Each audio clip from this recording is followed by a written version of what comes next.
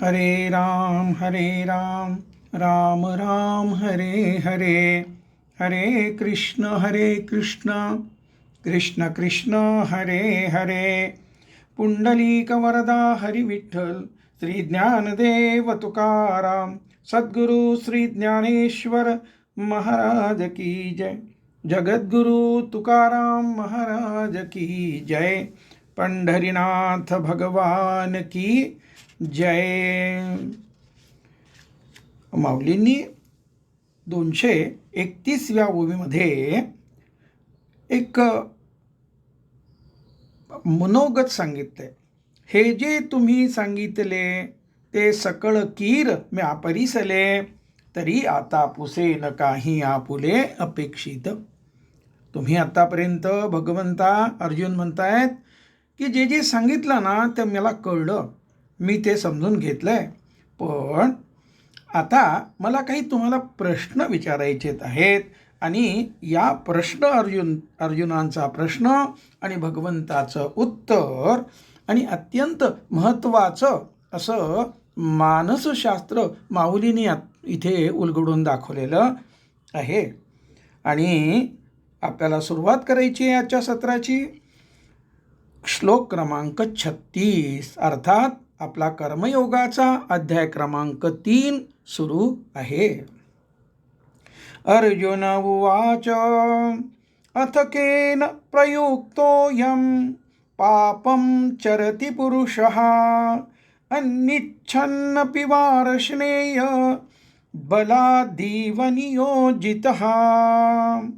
अर्थात अर्जुन म्हणाला, हे कृष्णा, तर मग हा मनुष्य स्वतःची इच्छा नसतानाही बलात्काराने करावयास लावल्याप्रमाणे कोणाकडून प्रेरित होऊन पापाचे आचरण करतो. आणि त्यावेळे माऊलींच्या ज्या ओव्या आहेत त्या अत्यंत सुंदर अशा वर्णन करणाऱ्या आहेत. आपण एका ओवीचा चिंतन करूया. माऊली म्हणतात, तरी देवा हे ऐसे कैसे जे ज्ञानियांनी ही स्थिती भ्रंशे, मार्ग सांडोनी अनारिसे चालत देखो. देवा, हे असे कसे होते? शहाण्यांची ही सुत्कृत दृष्कृत समजण्याची विवेकपूर्ण स्थिती भ्रष्ट होऊन ते स्वधर्मचरणाचा मार्ग सोडून भलताच मार्ग अनुसरताना दिसतात. सर्वज्ञ जे होती हे योपादेय ही जाणती, तेही परधर्मे व्यभिचरिती कवणे गुणे. अर्थात जे सर्वज्ञही असतात व ते त्याज्य म्हणजे हेय काय म्हणजे त्याज्य काय व ग्राह्य म्हणजे उपादेय काय हेही जाणतात, तरी देखील ते स्वधर्मानुष्ठाचे सातत्य सोडतात, धरसोड करतात व परधर्माकडे प्रवृत्त होतात. ते कोणत्या स्वभाव गुणामुळं? पुढची ओवी माऊलीची. बीजा आणि भूसा अंधूनी वाढू नेने जैसा, नावेक देख नाही तैसा बरळे कापा. म्हणतात, अंधळा मळणीच्या वेळेच्या अनुक्रमाने क्रिया करून धान्य व भुसा वेगवेगळा करू शकत नाही, कारण तो अंधळा आहे. हे बरोबर, पण डोळे असणाराही मी ती क्रिया आचरू शकत नाही असे एखादे वेळेस का बरे बरळतो? जे असता संगू सांडिती तेची संसर्गू करिता न धाती, वनवासी ही सेवती जनपदाते. 235 अर्थात ज्यांना इंद्रिये ज्यांच्या इच्छापूर्तीद्वारे उत्तरोत्तर सुखाची अभिलाषा या रहाट चक्राचा संग सोडण्याची साधना जी माऊलींनी ओवी क्रमांक 218 मध्ये सांगितलेली आहे. माऊलींनी साधना म्हणून या ओवीची रचना केलेली आहे. म्हणतात, म्हणून हा अश्रोची न करावा, मनेही आठवो न धरावा, एको निज वृत्तीचा ओलावा, नासो नेदी. म्हणून इंद्रिये त्यांच्या इच्छापूर्तीद्वारे सुखाची अभिलाषा या संघाचा आश्रयच करू नये. महत्त्वाची गोष्ट, या संघाचा आश्रय करू नाही. आणि अशा प्रकारे ते देखील, म्हणजे कोण, डोळस असलेली माणसं, ते देखील संघाद्वारे संसर्गित झाले आहेत व अतृप्तावस्थेत प्राप्त झालेले आहेत. जे वनात राहणारे तेच पुन्हा लोकवस्तीत येऊन राहतात. जे असता संगू सांडिती, तेची संसर्गू करिता न धाती, वनवासी ही सेवती जनपदा. त्यारे एकदा निवडलाय ना मार्ग तो वनवासाचा आणि वानप्रस्थाचा. परंतु काही गोष्टी अशा असतात की त्या गोष्टीचा आस्वाद घेण्याकरता त्यांना पुन्हा शहरामध्ये, वस्तीमध्ये, जनपदात यावं लागतं. का? इच्छापूर्ती. आणि त्याच्या मागे लागू नये म्हणून माऊलीचं सांगतायत. आता पुढची ओवी अशी आहे माऊलीची. आपण तरी लपती सर्वस्वे पाप चुकविती, परी बळात्कारे सुईजती, तयाची माझी. जे पापापासून दूर राहतात, म्हणजे पापभीरू आहेत, आपल्या हातून पाप होऊ नये अशी त्यांची इच्छा व प्रयत्नही करतात, परंतु बलात्काराने ते पापास प्रवृत्त झाल्याचे आढळून येते. परी बलात्कारे सुईजती. जयाची जिवे घेती विवसी, तेची जडोनी ठाके जिवेसी, चुकविता ते गिवसी, तया तेची. ज्यांना पापाची जीवापासून, म्हणजे मनापासनं किळस वाटते, जयाची जिवे घेती विवसी, तेच लोक ते पापाचरण स्वतःच्या मनाचा स्वभाव झाल्यासारखे करू लागतात. जे आचरण ते चुकवू इच्छित होते, तेच आचरण जणू त्यांना शोधित येऊन व्यापल्यासारखे दिसते. ऐसा बलात्कारू एको दिसे, तो कवनाचा एथ आग्रहो असे, हे बोलावे ऋषिकेशे पार्थू म्हणे. अशा प्रकारची एक जबरदस्ती, एक बलात्कार दिसतो, तो कोणाचा आग्रह आहे हे भगवान श्रीकृष्णांनी मला आता सांगावे, असं कोण म्हणतंय? पार्थू म्हणे. अर्जुन म्हणतात, आता मला देवा आपण या माझ्या प्रश्नाचं उत्तर सांगा बरं. आणि यानंतर भगवंत अर्जुनाच्या प्रश्नाचं उत्तर देतात. या श्लोकामध्ये साधना सांगितली आहे. काय आहे साधना? श्री भगवान वाच, काम एष क्रोध एष रजोद्गुण समुद्भवः, महाशनो महापाप्मा विद्येना इह वैरिणीम्. अर्थ, भगवान श्रीकृष्ण म्हणाले, रजोगुणापासून उत्पन्न झालेला हा कामच, म्हणजे अर्थातच कामनाच क्रोध आहे. कामनाच क्रोध आहे. कामनाच क्रोधात परिणत होते. हे दोघे खादाड व अतिशय पापी आहेत. या लोकी म्हणजे आत्मानुभूती प्राप्ती संबंधाने हे दोघे शत्रू आहेत असे तू जाण. माझ्या मनासारखे व्हावे. परिग्रह म्हणजे संग्रहाची इच्छा, भोगप्राप्ती, सुखाची आसक्ती, विविध आशा, इच्छा, अपेक्षा, लोभ, मोह ही सर्व कामाची म्हणजे कामनेची रूपे आहेत. कामनेमध्ये अडथळा आला की कामच क्रोधात परिणत होतो. स्वहून भिन्न व विनाशी असलेल्या वस्तू, व्यक्ती, कर्म, घटना, कीर्ती, सत्ता संबंधाने कामना असते. स्वधर्माचरणाद्वारे नैष्कर्म्यावस्था प्राप्त करणे, या साधनेत ही कामनाच, हा कामच काय आहे, वैरी आहे. कामना संपली की असतशी संबंध विच्छेद होतो. कामना संपली की क्रोधाचे कारण राहत नाही. अमर्याद शांती व त्यानंतर सत, चित आणि आनंदत्वाने स्वसंवेद्य आत्मा अनुभवास येतो. माऊलींची त्यावरची ओवी आपल्याला पाहायची आहे. आणि माऊलींनी अत्यंत सुंदर असं मानसशास्त्र कसं उलगडून दाखवलं आहे ते आपल्याला सुंदर पद्धतीनं या ठिकाणी त्याचं चिंतन आपण करू शकणार आहोत माऊलींच्या विविध अशा या ओव्याद्वारे. सुरुवात करतात माऊली. तव हृदय कमळ आरामू, जो योगियांचा निष्काम कामू, तो म्हणतसे पुरुषोत्तमू, सांगेन ऐक. 239.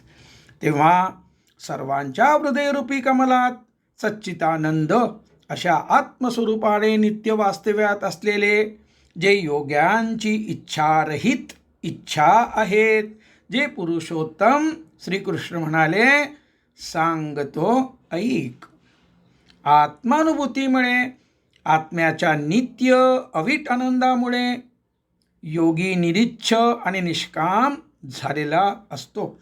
कोणत्याही इच्छेत गुंतले की आत्म्याचा आनंद जातो हे अनुभव सिद्ध झालेले असते.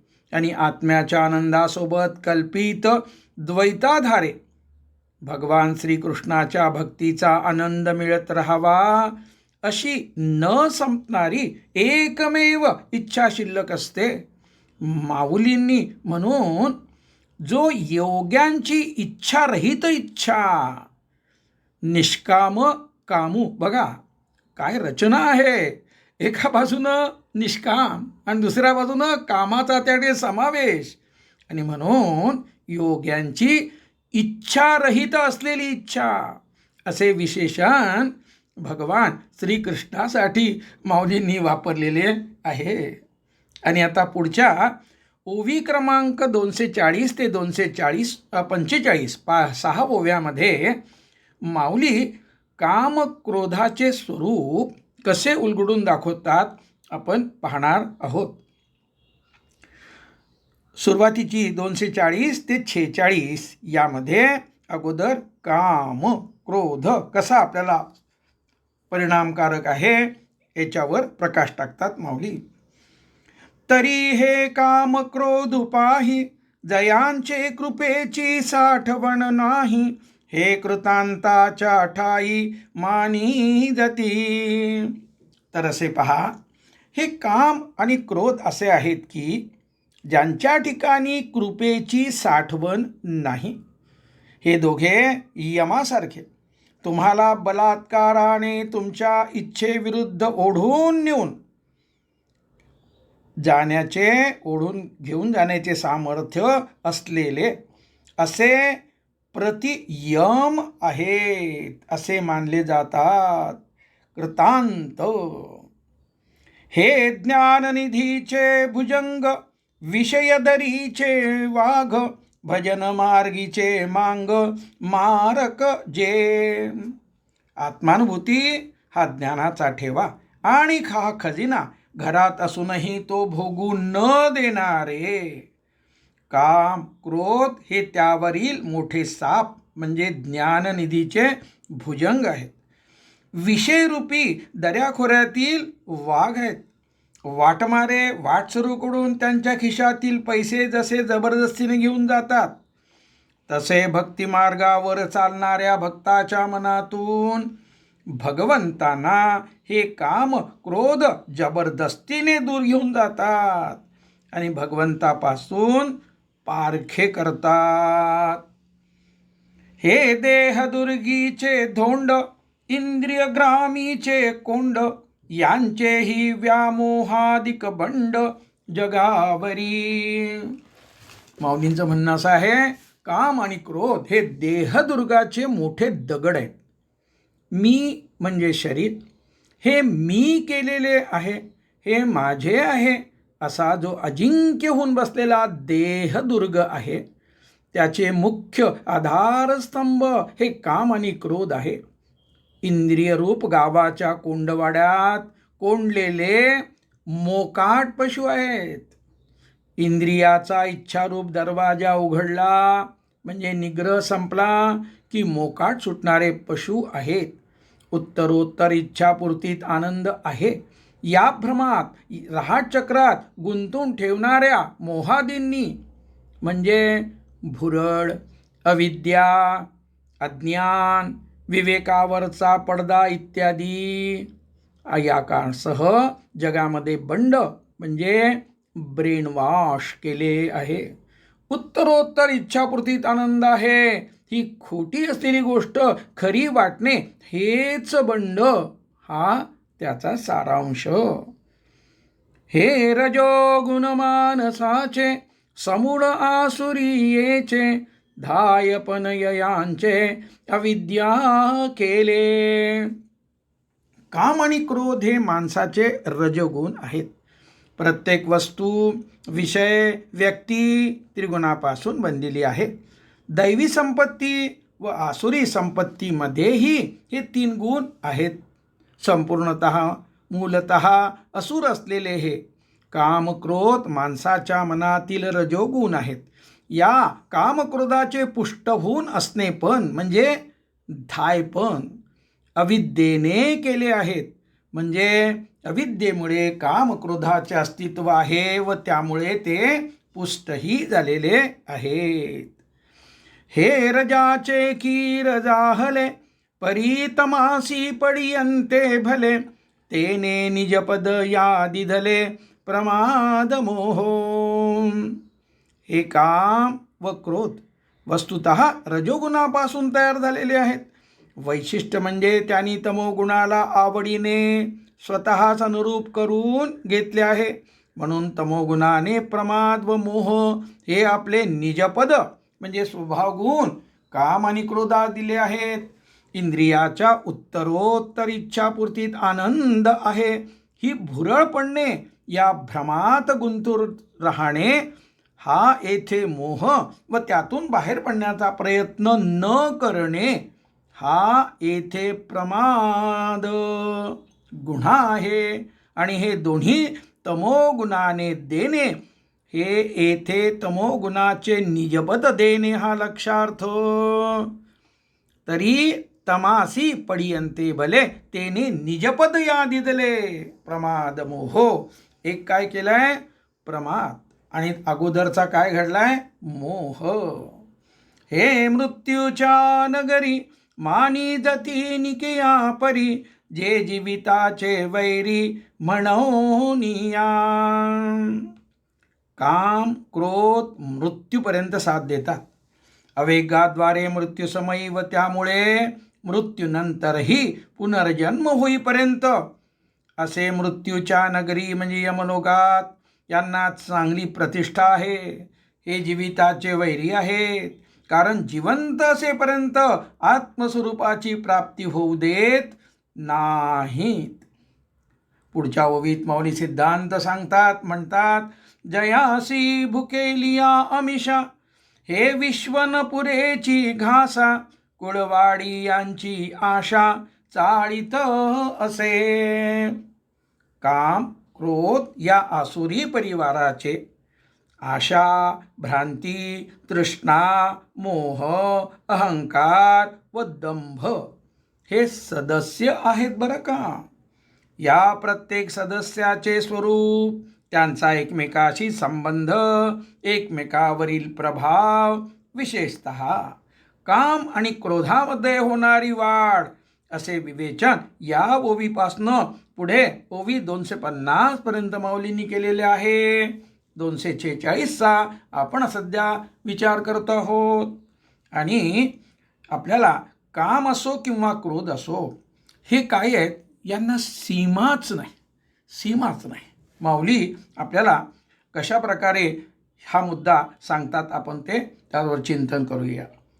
यांच्या भुकेचा आवेग एवढा असतो की हे विश्व देखील यांच्या एका घासात पुरत नाही. हे विश्व न पुरेची घासा, असं माऊली म्हणतात. काम म्हणजे कामना, इच्छा पूर्ण करीत गेलो तर पूर्ण विश्वही मिळून तो तृप्त होणार नाही. क्रोधाला जर प्रतिबंध केला नाही व वाढू देत गेलो तर संपूर्ण विश्व जाळूनही तो शांत होणारा नाही. आता काही उदाहरणं या निमित्तानं आजच्या काळातले जरी दिलेत तरी आपल्याला हाच मुद्दा अधिक चांगल्या प्रभावीपणे कळून येईल. हिटलर, स्टॅलिन यांनी कित्येक लक्ष युद्धातील सोडून इतर लोक मारले. युद्धात जे गेले त्यांचा विषय निराळा, परंतु यांनी युद्ध नसताना सुद्धा काही लक्ष लोक मारलेत. तरीही त्यांचा क्रोध शांत झाला नव्हता. हिटलर, नेपोलियन किंवा सिकंदर सीमा नसलेला काम, ज्याला इंग्रजीमध्ये ग्रीड म्हणतात, तृप्त करण्यासाठी विश्वविजयाचा प्रयत्न करीत राहिले. प्रत्यक्षातली ही उदाहरणे पाहता माऊलीच्या ओवीत अतिशयोक्ती नाही हे लक्षात घ्यावे. काम म्हणजे ज्याला ग्रीड म्हणतात व क्रोध यांना वाढू देत राहण्यासाठी अजून शक्य आहे या पद्धतीने आशा कुरवाडीत असते. कामक्रोधांचा शेतीरूप उद्योग आशा चालवीत असते. आणि व्यक्तिमत्वावर परिणाम सांगणारी माऊलीची पुढची ओवी आहे.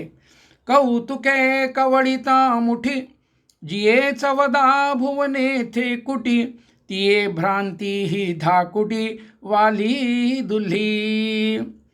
जिने कौतुकाने म्हणजे जिच्या लिलेले आपल्या मुठी मिटले असता तिच्या मुठीच्या मानाने 14 भुवनेही आकाराने लहान आहेत अशी ही भ्रांती.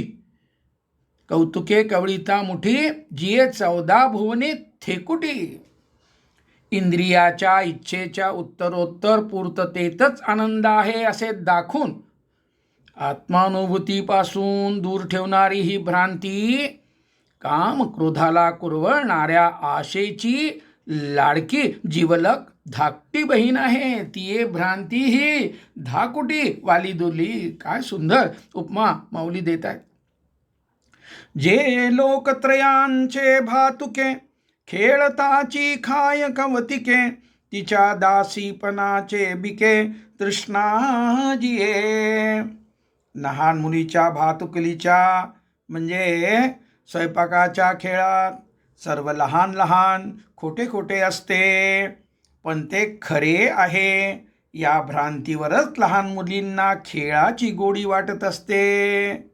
ही भ्रांती भातुकलीच्या खेळात कौतुकाने भात खाऊन टाकल्याप्रमाणे तिन्ही लोक खाऊन टाकते आणि त्या भ्रांतीच्या दासीपणाच्या बळावर तृष्णा म्हणजे इच्छेचा आवेग, तीव्र इच्छा जगत असते. सारांश, काम क्रोध यांना कुरवाळून अनुक्रमे उद्दीपित प्रज्वलित ठेवणाऱ्या आशेची धाकटी बहीण आहे भ्रांती. ही भ्रांती केवढ्याही लहान मोठ्या आकारा संबंधाने असू शकते. ब्रह्म सत्यम जगत मिथ्या, विवेक चूडामणी श्लोक 20. असे असूनही ब्रह्म म्हणजे आत्मा अनुभवास येत नाही व जगत सत्यत्वाने प्रतीतीस येते. ही प्रतिसित येणं म्हणजे भ्रांती. अध्याय क्रमांक 2 आणि ओवी क्रमांक 133 मध्ये जगत सत्य वाटणे या भ्रांतीच्या बळावर तृष्णा म्हणजे इच्छेचा प्रवाह जगत कसा असतो ते आपण पाहू. ओवी क्रमांक 133 आणि अध्याय क्रमांक 2 माऊली म्हणतात. देखे सारासार विचारिता, भ्रांती ते पाही असारता, तरी सारते स्वभावता नित्य जाणे. अगोदर अर्थ पाहू, नंतर विवेक चूडामणीचा तो तत्वाचा विचार पुढे चिंतन त्याचं करूया. सार आणि असार याचा विचार करून पाहिले असता देहादी प्रपंच असार अनित्य आहे व तेथे म्हणजे जगताच्या प्रपंचाच्या ठिकाणी प्रपंच सत्य असल्याचा भ्रम दिसतो. आणि ज्यावर देहादी प्रपंच भासमान होतो ते सारभूत असलेले तत्व म्हणजे ब्रह्म कसे आहे? नित्य व अविनाशी आहे. आता या ठिकाणी विवेक चूडामणीतला सिद्धांत या ठिकाणी आपण थोडं त्याचं चिंतन करू शकू. नित्यानित्य विवेक. नित्यानित्य विवेक ब्रह्मानुभूतीप्रत म्हणजे आत्मानुभूतीप्रत नेतो हा सुपरिचित सिद्धांत. श्रीमद शंकराचार्यकृत विवेक चूडामणी श्लोक 20 उत्तरार्ध व श्लोक 21 पूर्वार्धात पुढील सुपरिचित व सुप्रसिद्ध शब्दांनी सांगितलेला आहे. ब्रह्म सत्यम जगन मिथ्यत्वे वम रूपो विनिश्चयः सोयम नित्यानित्य वस्तू विवेकः समुदावृतः. अर्थ, ब्रह्म हे सत्य आहे, जग हे मिथ्या म्हणजे असार अनित्य आहे. ब्रह्म व जगत यांच्या पृथकत्वाचा परस्पर भिन्नतेचा असा जो निश्चय करणे त्याला नित्यानित्य वस्तूचा विवेक ही संज्ञा आहे. हा पारिभाषिक शब्द आहे. अध्यात्मात विवेक म्हणजे नित्यानित्य विवेक म्हणजेच आत्मानात्म विवेक म्हणजेच क्षेत्रज्ञ विवेक म्हणजेच पुरुष प्रकृती विवेक म्हणजेच ब्रह्म आणि जगत विवेक.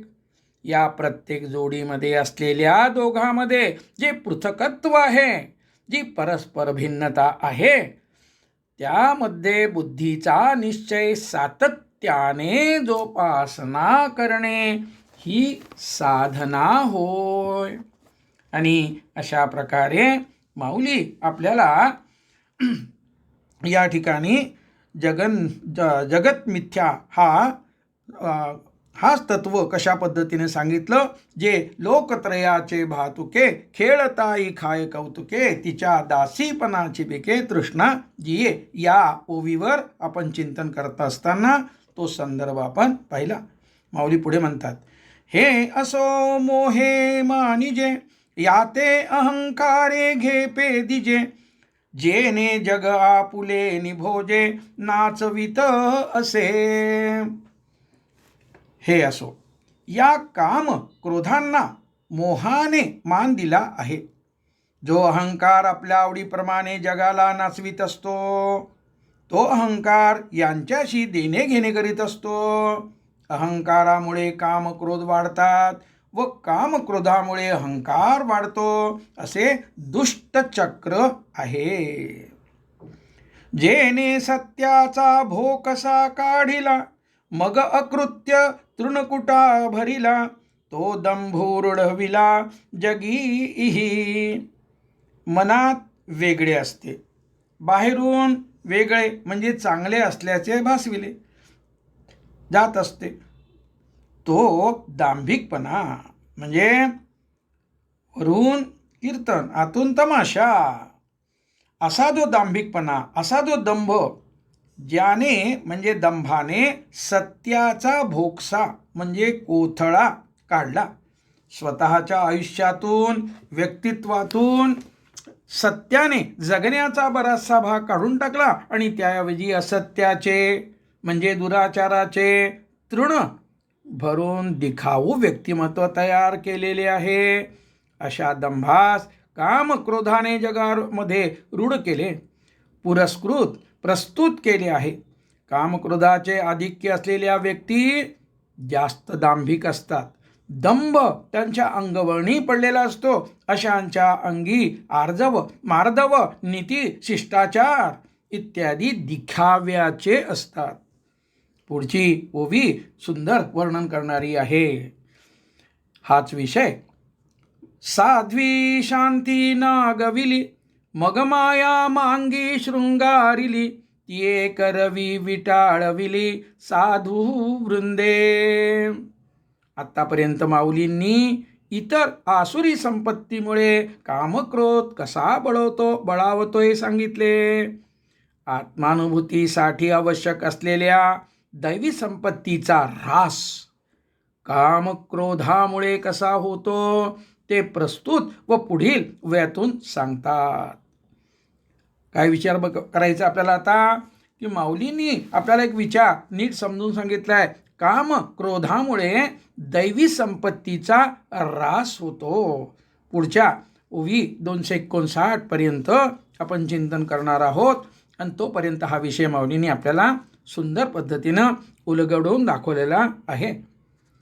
काम क्रोधांनी आत्मस्वरूपाकडे घेऊन जाणाऱ्या पवित्र म्हणजे साध्वी शांतीला नागवी केलेले आहे.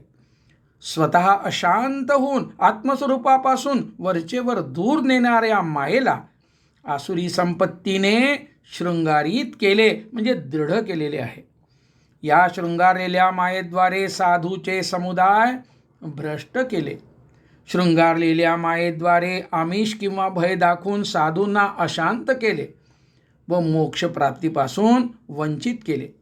कामक्रोधाच्या बलात्कार करण्याच्या स्वभाव गुणाचे स्वतः तर शिकार झालेच, इतरांनाही त्या बलात्कारी गुणाचा अनुभव प्राप्त करून दिला. राग पसरत जातो हा सर्वांचा अनुभव आहे. उदाहरणार्थ, साहेबाचा राग घरी पत्नीवर काढला जातो, मग पत्नी तो राग मुलावर काढते वगैरे. सारांश, कामक्रोधामुळे व्यक्ती स्वतःही अशांत होत असते व इतरांचीही शांती लुबाडीत म्हणजे नागवी करत असते. इही विवेकाची त्राय फेडिली, वैराग्याची खाल काढिली, जीतया मान मोडिली उपशमाची. त्या कामक्रोधाने विवेकाचे आश्रयस्थान असलेली चित्तातील शांतता नष्ट केली. आत्म अनात्म विवेकाचा आधार मोडून टाकला. वैराग्याची कातडी सोलून काढली. आत्मसाक्षात्कारासाठी सर्वात प्रमुख साधन आहे विवेक व वैराग्य. वैराग्याची साधना म्हणजे शम म्हणजे मनाचा निरोध व दम म्हणजे इंद्रियाचा निग्रह. कर्तृत्वहंकारामुळे फलाकांक्षा मनात न रेंगाळणे. याबद्दल ओवी क्रमांक 187 मध्ये माऊलींनी आपल्याला काय सांगितलं ते आपण पाहूया. माऊलींनी सांगितलंय, आणि हे कर्म मी करता का आचरेन या अर्था, ऐसा अभिमानू जने चित्ता रिगो देसी. ओवी क्रमांक 187 याच अध्यायातली. आणि हे कर्म आणि मी करता, या कर्माचे आचरण मी का करीत आहे या अर्थाने फलाच्या दिशेने चित्तात वृत्ती अभिमान रेंगाळू देऊ नकोस. कर्म करताना सर्व 100% लक्ष म्हणजे संपूर्ण वृत्ती प्रवाह कर्म चांगल्या प्रकारे जागरूकतेने उत्साहाने जबाबदारीने करण्याकडे ठेवावे. कर्म अशा पद्धतीनं फलाकांक्षा मनात न रेंगाळता करायला सांगितलेलं आहे. अशी वैराग्याची सहजावस्था शम व दमाच्या साधनाभ्यासाने प्राप्त करायची आहे. मग काम आणि क्रोध हे शमदमाचीच मान मुरगळवून टाकतात. अर्थात वैराग्याची खाल म्हणजे साल काढतात. मनाला वैराग्यापर्यंत पोचू देत नाहीत. काम क्रोध जबरदस्तीने मनाला विवेक वैराग्यापासून दूर नेतात. हा या ओवीचा सारांश. पुढची ओवी अशी आहे, ही संतोष वन खांडिले, धैर्य दुर्ग पाडिले, आनंद रोप सांडिले उपडून या. कामक्रोधानी संतोष रूपी वन उद्ध्वस्त केले. म्हणजे साधना करता करता आम्ही संतोष रूपी मनामध्ये म्हणजे समत्व रूप आम्ही साधलेला आहे. आता आम्हाला सर्वत्र संतोषच प्राप्त झालेला आहे. पण कधीतरी केव्हा तरी तो काम किंवा क्रोध जर उपटला तर काय करतो, तो संतोष रूपी वन जे तुम्ही प्राप्त केले तो उद्ध्वस्त करतो. धैर्यरूपी सात्विक वृत्तीचे किल्ले पाडतो. आनंदरूपी कोळी रोपे उपटून टाकतो. अरे बाबांनो, जे तपश्चर्या करून तुम्ही मिळवलेलं आहे ते सर्व संतोषवन, धैर्यदुर्ग, आनंदरूपी कोळे रूप हे सगळं कोण खलास करतो, काम आणि क्रोध. माऊलींनी सावध केलेलं आहे. आणि विशेषतः ज्यांची काही तपस्या झाली आहे, काही त्यांनी प्राप्त केलेलं आहे, अशांनी सुद्धा काम आणि क्रोधावर पासनं किती आपण सावध राहिलं पाहिजे. पुढच्या ओवीमध्ये माऊली सिद्धांत सांगतात महत्वाचा. म्हणतात, इही बोधाची रोपे लुंचिली, सुखाची लिपी पुसली, जिव्हारी आगी सुदली तापत्रयाची. माऊली म्हणतात, काम क्रोध यांनी बोधाची रोपे म्हणजे प्रतीतीला येणे सुरू झालेले आहे अशा ज्ञानाची रोपे खुडून टाकली. सुखाची लिपी म्हणजे मार्ग, भाषा पुसून टाकली. सुखा शब्द पुसून टाकला. सुख लेशापुरतेही शिल्लक ठेवले नाही. ओवी 251 पासून उत्तरोत्तर आध्यात्मिक व्यक्तिमत्वाचा रास दाखविलेला आहे. म्हणजे एका उंचीपर्यंत प्रगती केली आहे असे आध्यात्मिक जीव आणि त्यांचा ऱ्हास कसा होतो हे दाखविलं आहे. आत्मानुभूतीच्या प्राप्तीपासून वरचेवर दूर गेल्याचे दाखविले आहे. आता तर सुखाचा लवलेशही शिल्लक नाही अशी अवस्था दाखविलेली आहे. आध्यात्मिक सुख म्हणजे सात्विक सुख तर नाहीच. व्यावहारिक क्षणिक असलेले राजसिक सुख ते सुद्धा काम क्रोधामुळे संपले आणि मनुष्याच्या काळजात त्रिविध तापाचे निखारे घातले. हे अंगात वघडले, जीवीची आथी जडले, परी ना तोडती गिवसले ब्रह्मादिका. हे एवढे बलवान असलेले, त्रासदायक असलेले शत्रू शरीरात राहतात तरी कोठे? ही जिज्ञासा साहजिकच आहे. या जिज्ञासेची पूर्तता या व पुढील ओवीत आहे. हे काम आणि क्रोध शरीराबरोबर उत्पन्न झालेले आहेत. ओवी 245 आपल्याला या ठिकाणी सांगितलेलं आहेच आहे यापूर्वी. हे मृत्यूच्या नगरी मानी जती निकया परी, हे जीविताचे वैरी म्हणून या. जीव जन्माला आला तेव्हापासनं याची कामगिरी सुरू झाली आणि लहानपणापासून शरीराच्या वाढीसोबत घडत गेले आहेत. हे कामक्रोध स्वभावता म्हणजे जीवभावात खोल बसले आहेत, इतके की ब्रह्मादिक देवांना देखील शोध करून हे सापडत नाही. परी नातुडती. हे चैतन्याचे शेजारी, वसती ज्ञानाच्या एका हारी, म्हणूनी प्रवर्तले महामारी सावरती ना. हे कामक्रोध आत्मस्वरूपाच्या शुद्ध चैतन्याच्या अगदी शेजारी, इतर वृत्ती ज्ञानाच्या म्हणजे प्रेम, भक्ती, भय, विश्वास, भावना, संतोष, दुःख, समाधान इत्यादीच्या ओळीत म्हणजे रांगेतच राहतात बरं. म्हणून हे जेव्हा उसळून आवेगाने प्रवृत्त होतात तेव्हा महामारी म्हणजे संसर्गजन्य रोगाची साथ, सध्या जशी करोनाची साथ संसर्गजन्य आहे, जशी आवरत नाही तसे होते.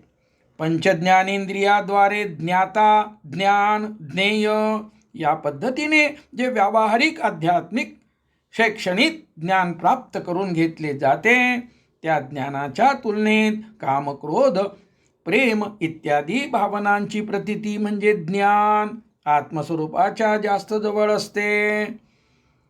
हे काय करतात कामक्रोध? हे जळे विन बुडविती, आगी विन जाळीती, न बोलता कवळीती प्राणिया ते. माऊली म्हणतात हे काम क्रोध पाण्या वाचून बुडवितात. आगी वाचून जाळतात आणि प्राण्यांना पूर्वसूचना न देता कवटाळतात. काम क्रोध करणार नाही इतक्या वेगाने येतात व व्यक्तिमत्वास मनास ग्रासून टाकतात. हे शस्त्रे विन साधिती, दोरे विण बांधिती, ज्ञानियासी तरी वधिती, पैज घेऊनी. हे शास्त्रा वाचून संधी साधून मारतात, दोरा वाचून बांधतात म्हणजे जखडून टाकतात. शहाण्या लोकांना तर पैजेचा विडा उचलून वध करावा तसे संपवतात. हे चिखले विन रोविती, पाशिके विन गोविती, हे कवना जोगे न होती आतवटेपणे. हे काम क्रोध चिखलाशिवाय रुतवून बसतात म्हणजे बाहेर पडणे अवघड. पाशावासून अडकवितात. काम क्रोध हे सर्वांच्या अंतर्यामी खोलवर असल्यामुळे त्यांच्या बरोबरीचे सामर्थ्यशाली दुसरे कोणीही नाही. अशा प्रकारे माऊली आपल्याला काम आणि क्रोध हा विषय उत्तम पद्धतीनं माऊलीने या भागामध्ये समजून सांगितला, त्याचं आपण चिंतन केलं. पुंडलिक वरदा हरी विठ्ठल श्री ज्ञानदेव तुकाराम सद्गुरु श्री ज्ञानेश्वर महाराज की जय. जगद्गुरु तुकाराम महाराज की. पंढरनाथ भगवान की जय. विठ्ठल विठ्ठल विठ्ठल विठ्ठल. पुंडलिक वरदा हरी विठ्ठल श्री ज्ञानदेव तुकाराम सद्गुरु श्री ज्ञानेश्वर महाराज की जय. गोपाल कृष्ण भगवान की जय. आता आपल्याला ध्यान करायचं आहे, 20 मिनिटाचं ध्यान. आणि ध्यान करायचं म्हणजे काय व्हायचं आहे, निर्विचार व्हायचं आहे. मनात कोणताही विचार यायला नको. समजा आला तर त्याला नाकारायचं नाही, कारण विचार नाकारला की तो बळेच पुन्हा अवतरतो. त्याच्याकडे दुर्लक्ष करायचं, त्याच्याकडे सजगतेनं आणि साक्षीभावाने पाहायचं आहे. चेहऱ्यावर कोणत्याही प्रकारचा ताण नको आणि स्मितहास्य हवेच हवे. सुखासनामध्ये बसा आणि पाठीचा कणा ताठ ठेवून, खांदे ढिले सोडून आणि किंचित पाठीचा कणा उचलून पुन्हा किंचित 10% खाली दाबून आपल्याला सुखासनामध्ये ध्यान करायचं आहे. 20 मिनिटाचं ध्यान आणि माऊलींच्या आशीर्वादानं हे ध्यान लागणारच आहे असा दृढ विश्वास. आणि त्यासाठी आपला सिद्धमंत्र, माझी माऊली